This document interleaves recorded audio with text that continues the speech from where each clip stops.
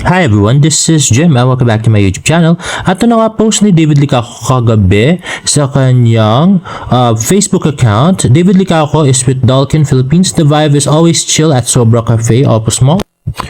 Whether you're here to relax and grab a bite, we got a perfect atmosphere for you. Big thanks to Dalkin PH for keeping it cool. Let's watch this. Hey guys, what's up? It's David Licauco and we are here in Sobra Cafe in Opus Mall in Quezon City. So now we're gonna talk about the aircon Daikin that we use here at the restaurant, because I'm really happy with the turnout. So for me, I wanted a restaurant that is all about experience. Aside from the food, the customers have to feel that they are home, they are comfortable.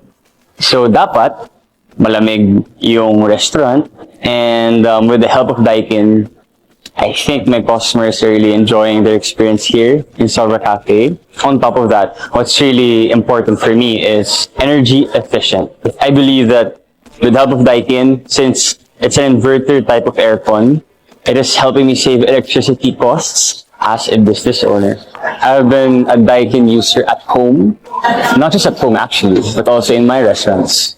And of course, I always choose the brands that I trust because they reflect on my reputation. And I believe that Daikin had the perfect balance: strong cooling, energy efficient, and reliability. Running a restaurant, again, like what I mentioned earlier, it's not all about great food. It's all about the total experience of a customer. And I believe that comfort plays a huge factor in that. And with Daikin, my guests enjoy their meals in, like in a perfect setting. Like, as you can see, maganda yung interiors. It's very homey. And again, what's really important is in temperature, it's cool, diba? And at the same time, I just had to reiterate, it is energy efficient. So the energy costs that I am saving with Daikin, I can invest that in other aspects of the business. That is because I am saving money with Daikin. Ayun na nga. At next naman ay Family Feud. Teaser, stars samahan ng makasalanan. Sama-sama maglaro sa Family Feud. Let's watch this. Ano ba mga kasalanan nyo, Kuya Dong? Maya, medyo marami kasi. Ang bahala sa pagdadasal po kita. Paano mo masasabi tulog ang katabi mo sa bus? Mag-iisip. Para nagko-concentrate. Sandali sa akin. Pero dilat. Family Feud, 5:40 p.m. At ngayon pala siya guys. Oo, hindi ko napanood kanina. Pero naglaro naman sa jackpot round si David. Let's watch this. Sa Barangay Singing Contest, magkano ang karaniwang premyo ng grand prize winner? Go. 50,000? 50,000 patanghalan ng kampiyon. Grabe. Bukod sa meat o karne, ano pa ang pwedeng maging juicy? Hotdog. Ano ang kaya mong gawin all night buong magdamag? Matulog. Ginagamit ng midwife. Albularyo. Di ba midwife is kumadrona? Bakit gagamit ang albularyo? Grabe si David. Pagkain nilalagyan ng boiled egg. Adobo. Alright David, let's go! Tignan natin kung ilang points nakuha mo. Naku, parang hindi linya ni David yung mga questions ngayon. Parang pang mahirap yung mga questions.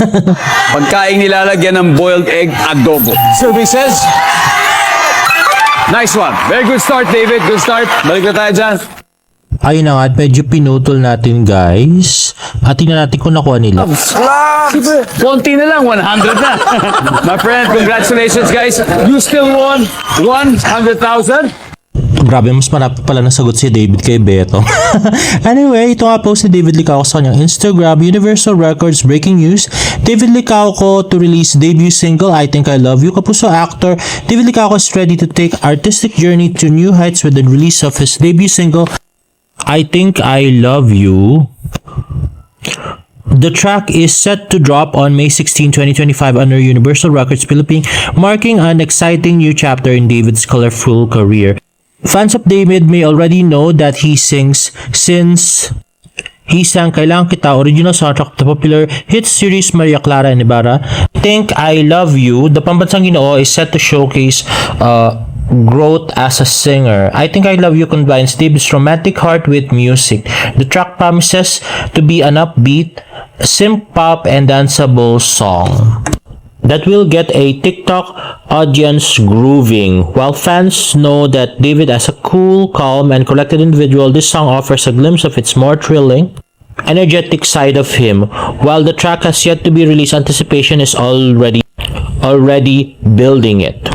Ayun na nga, ito yung kasama niya si Kenzie nung nagre-recording at binidyohan nga si David dyan.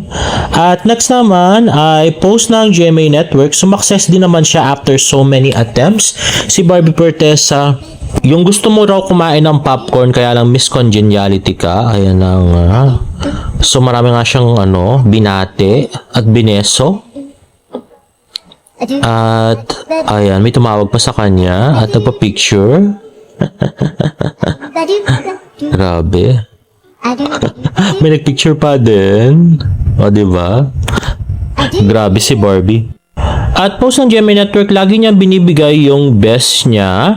Todo suporta si Kapuso Primetime Princess Barbie Fortesa para kay pambansang Ginoo David Licauco sa premiere night ng Samahan ng Makasalanan. Let's watch this. Nako, ito namang si David, alam naman natin na very humble and very down to earth. Pero pag nakita nyo na siyang umarte at nakita nyo na yung performance, lagi naman niya binibigay yung best niya. Sinabi nga niya sa akin na na-challenge nga siya dito sa character niya sa project na ito. Pero overall, he was just so excited to work with everyone. Especially Mr. Joel Torre, na idol naming dalawa. Sabi ko, naingit naman ako sa'yo, nakatrabaho pa na si Sir Joel Torre. So, ayun, ang aasahan ko dito ay syempre tatawa, kikiligin, and most of all, maraming matututunan talaga. Hi everyone! I'm inviting all of you to please watch Samahan ng Mga Makasalanan starring David Licauco this April 19 in cinemas nationwide.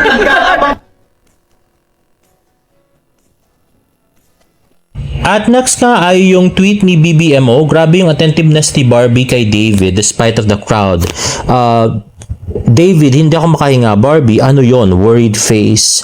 At tweet nga ni Nick mo, paano nyo nagagawang i-hate yung ganito ka-caring na babae kay David? Tapos may cry siyang 5. Ay, 4 pala. Grabe. Oo nga, grabe yung mga iba dyan na nambabash kay Barbie.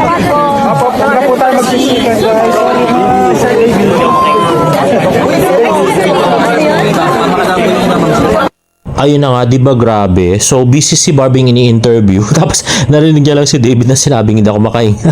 Ano yun? Very worried na siya. At putol yung video, hindi in-upload ni Jayco. Grabe.